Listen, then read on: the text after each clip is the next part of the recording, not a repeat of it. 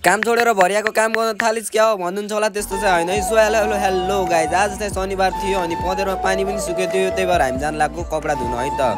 कहाँ भन्दाखेरि कुलोमा, त्यही भएर त्रिपल लोड भएर स्कुटीमा गइदिउँ। पुलिसले भेट्यो भने के गर्ने फेरि केही थाहा थिएन कि, त्यही पनि गइदिउँ बिन्दास। फाइनली कपडा धुन ठाउँ फेरि अलि माथि थियो, त्यही भएर हिँड्दै जान लाग्यो कि हामी चाहिँ स्कुटरले तान्थेन नि त, त्यही भएर फाइनली पुग्यौँ हामी चाहिँ। अनि कपडा धुन ठाउँ चाहिँ यहीँ हो गाइज। हेर्दै क्या झाउँ लागिरहेको थियो कि के गर्नु, अब कपडा धुन पर्यो। त्यसपछि फेरि दाइहरूको झोला नि बोक्नु थियो कि, झोला सोला बोकिदिन्छु अनि टक्क लाएर भरिया चाहिँ होइन है। फेरि त्यसपछि कपडा धुन सुरु गरिदिन्छु धोबीले जस्तो फास्ट होइन, झ्यामझुम कपडा धुन परिहाल्यो। टक्क लाएर कपडा धोइदिन्छु मैले चाहिँ। अनि त्यसपछि यता आएको बहर पो देखिन्छ, बहर त खाना परिहाल्यो नि त। फेरि दुईवटा गेडाकै गेडा फेरि अर्को नसोच्नु होला नि, फेरि टक्क लाएर यता पनि अर्को दाइले खान थालेको थियो नि।